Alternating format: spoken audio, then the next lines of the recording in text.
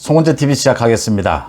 TV조선에서 주최한 국민의힘 당대표 후보 첫 방송 토론회였습니다. 이제 모두 끝이 났습니다. 어떻게들 보셨습니까?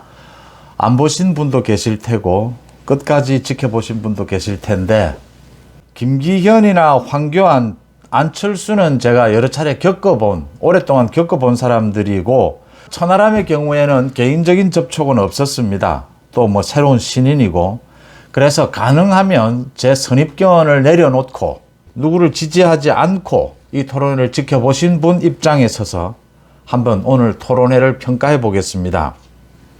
황교안, 김기현이 아주 잘했고 천하람과 안철수가 아주 못했다. 가장 놀라운 것은 황교안이 굉장히, 이게 제 선입견이 좀 포함이 되겠습니다만, 황교안이 굉장히 많이 늘었다. 굉장히 이제는 정치인이 되었다라는 것이고요. 천하람이 정말 실망했다라는 겁니다. 그래도 30대고 변호사고 또 대구에서 그 순천에 가서 지역 구도를 깨보겠다, 이렇게 지난 총선에서 출마를 한 이준석과의 관계, 이런 부분이 있다 하더라도 천하람의 그런대로 천하람을 한번 지켜봤는데 너무 실망스러웠다라고 하는 겁니다. 물론 김기현과 안철수가 좀 앞서가고 뒤따라 추격하는 황교안, 천하람 입장에서 좀 더 다양하게, 좀 더 자유스럽게 공격할 여지는 많았죠. 그렇다 하더라도 전체적으로 황교안이 굉장히 형식과 내용 면에서 토론회를 잘 이끌었고, 천하람이 가장 실망스러웠다라는 부분을 지적하지 않을 수가 없습니다. 황교안의 지지율이 더 오르지 않을까, 이 토론회가 계속되면서. 이 토론회가 중요합니다. 그러니까 합동연설회는 자기들의 지지세를 확인하고 또 자신이 하고 싶은 말, 자신의 비전을 일방적으로 이제 얘기하는 것이죠. 토론회는 공방전이 되니까 토론회가 중요한 것인데, 황교안의 지지율이 꽤 오를 수가 있겠다. 토론회 이런 정도로 진행이 되면 천하람은 이준석 패거리들의 그 지지율, 거기 모여있는 지지율로 안철수의 지지율을 좀 잠식하겠지만 분명한 한계를 보였다라고 하는 겁니다.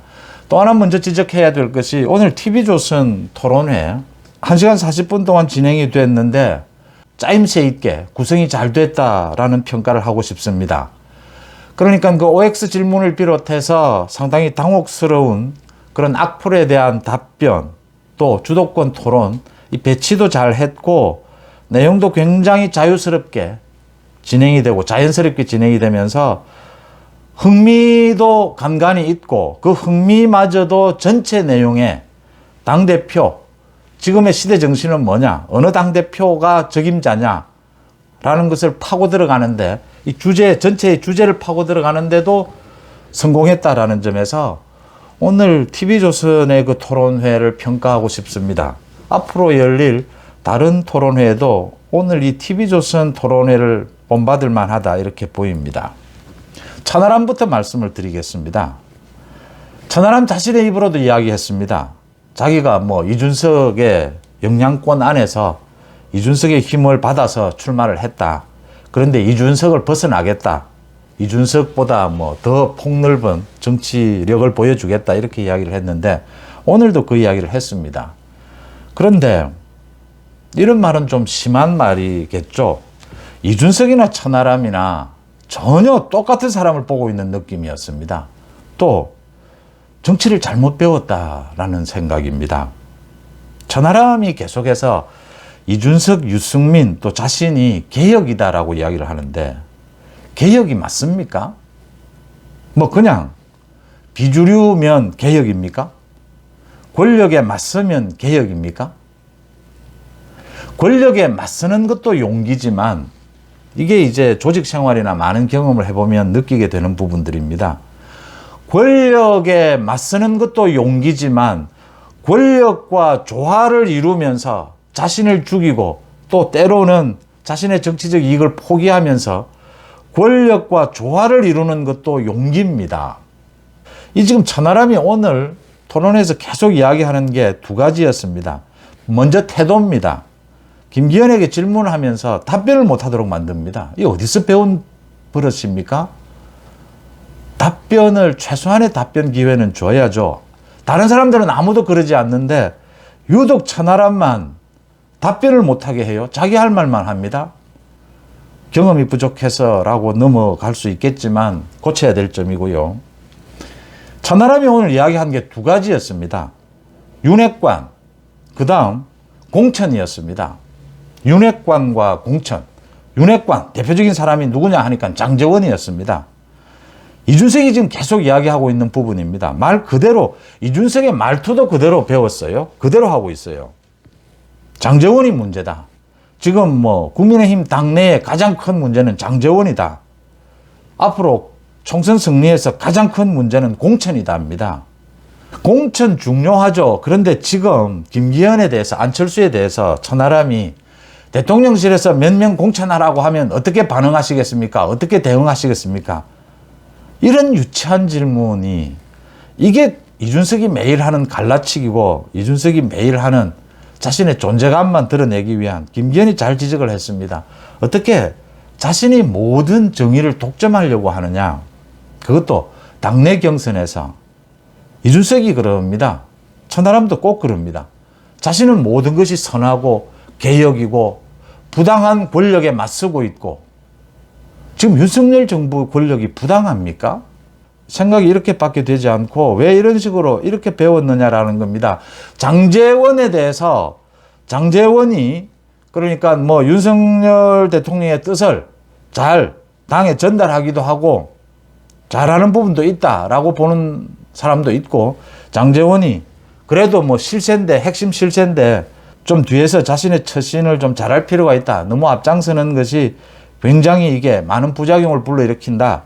장제원에 대해서 비판적인 시각도 있습니다. 그런데 지금 국민의힘의 문제가 장제원의 문제입니까? 지금 국민의힘의 가장 심각한 게 장제원의 문제입니까? 장제원 자신의 입으로도 이야기했습니다. 그게 정답입니다.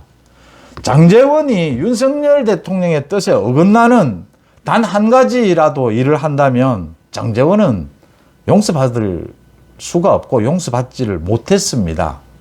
여러 번 경고도 받았고. 장제원이 그렇게 문제입니까? 장제원에 대해서 찬반이 있을 수는 있습니다. 그렇지만 장제원, 윤핵관이 지금 가장 큰 문제다라고 보고 있는 이 천하람의 정치적 식견을 보면서 참 이준석 아바타구나라는 생각을 하지 않을 수가 없었습니다.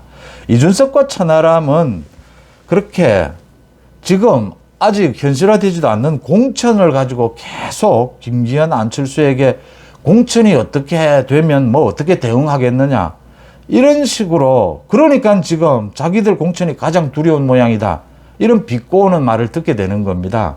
공천은 상향식 공천, 당원들의 뜻, 국민들의 뜻, 가장 맞는 그걸 기본으로 하되 당대표, 당이 있습니다. 또 윤석열 정부가 있습니다.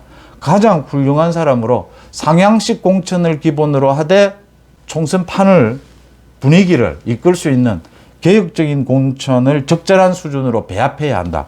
뭐 이게 현재까지 우리 헌정사에 나와 있는 정답입니다. 이제 이걸 어떻게 운용하느냐. 지난하고 어려운 부분이죠. 뭐 신이 와도 정답은, 해답은 못 내놓을 것이다, 이런 이야기도 있는데, 그걸 지금 설정을 해서 오늘 김기현이 잘 답변을 했죠. 윤석열 대통령이 그렇게 억지스럽게 뭐 전화를 해서 몇 명 공천해라, 이럴 그런 비합리적인 사람이 아니다. 그러면 그걸 듣고 있어야지. 왜 답변하는 걸 막고, 뭐 천하람의 태도, 내용 모두, 또 이 정당을 보는, 전당대회를 보는 시각, 이 정치를 보는 시각이 너무나 협소하고, 지금 이준석이 하는 내부 총질 그 분탕질이 개혁입니까? 누가 그걸 개혁이라고 했어요? 자기들 스스로 그걸 개혁이라고 합니다. 종합적인 시야를 전혀 갖지를 못한 겁니다. 그러니까 이준석처럼 저런 태도, 천하람처럼 이런 태도가 나온다라는 것이고요. 천하람에 대해서는 좀 이준석과는 다른 식견을 보여주느냐, 가능성을 보여줄 수 있느냐라는 것에 제가 집중해 봤는데 전혀 이준석보다 낫다라는 부분을 발견할 수가 없었습니다. 표정만 좋고 말만 잘한다라고 해서 토론회를 잘했다라고 할 수는 없습니다. 특히 책임 당원들은 이제 전부 프로들이지 않습니까? 표정이나 뭐 발음이 좋고 이런 것도 중요하겠지만 내용이죠. 태도, 자세, 깊이죠. 그런 부분에서 천하람은 굉장히 실망스러웠다. 이건 뭐 이준석보다 오히려 더 문제가 있다. 천하람을 누가 모두 당에서 천하람이 훌륭한 일을 했다라고 하는데 이렇게 이준석 아바타처럼 행동하는 게 너무나 실망스러웠습니다. 그럼에도 불구하고 천하람이 일정 부분 안철수의 표를 좀 잠식하는 그런 것은 있을 것이다. 그게 천하람의 한계가 될 것이다. 그까지다. 이런 부분입니다. 천하람은 뭐 가능성을 전혀 보여주지 못했다. 가장 낙제점이었다라고 보입니다. 그 다음 안철수는 참 늘지 않는다라는 생각을 갖습니다. 참 사람이 이렇게 빨리 바뀌지는 않습니다. 여러 가지 부분에 있어서 안철수가 참 답변 내용이나 여러 가지 부분에 있어서 아직은 참 황교안의 지적이 적절한 것 같습니다. 아직은 뭐 보수 정당에 더 체화되어야 되지 않느냐. 내년 총선이 지나고 난 다음에 당 대표직을 내려놓겠다라고 했는데 그게 무슨 메시지가 될 수가 있습니까? 그게 무슨 의미를 갖습니까? 총선에서 승리하고 난 다음에 당 대표직을 뭐하러 내려놓습니까? 내려놓고 뭐 안 내려놓고가 무슨 의미가 있습니까? 자신의 대선 후보직을 어떻게 할 것인가를 이야기하려면 하는 것이 맞지.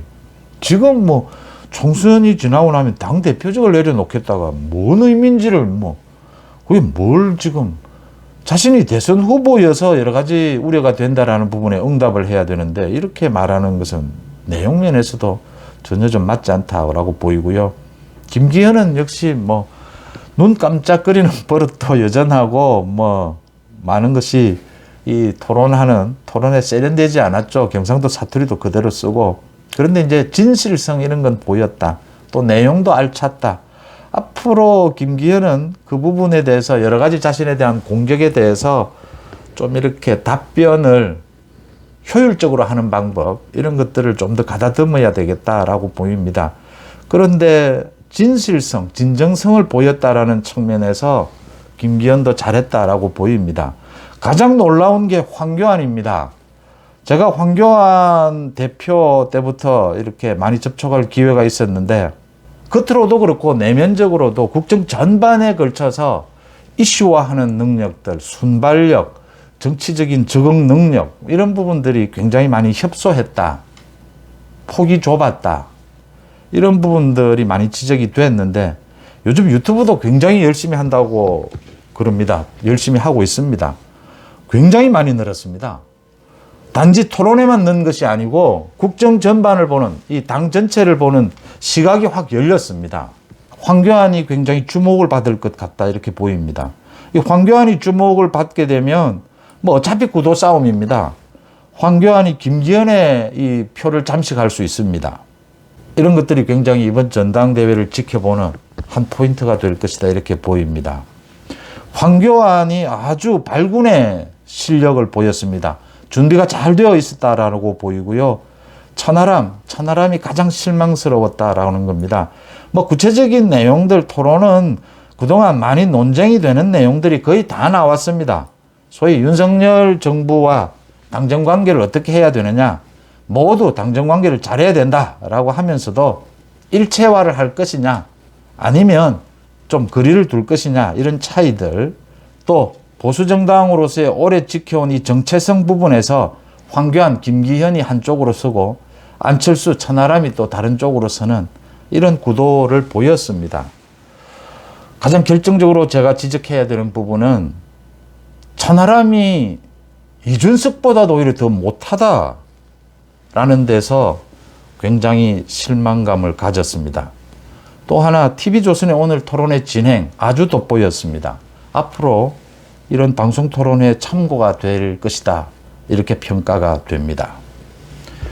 요즘 재밌게 이렇게 많이 하는 부분이 있는데 저도 재밌게 하면 황교안, 김기현이 이기고 이번 토론회, 첫 토론회에서 천하람, 안철수가 패했다 이렇게 봅니다. 1위는 한교안, 2위 김기현, 3위는 안철수, 4위는 천하람이었다. 저는 이렇게 점수를 매깁니다. 여러분들은 점수를 어떻게 매기겠습니까? 송은재TV 마칩니다. 고맙습니다.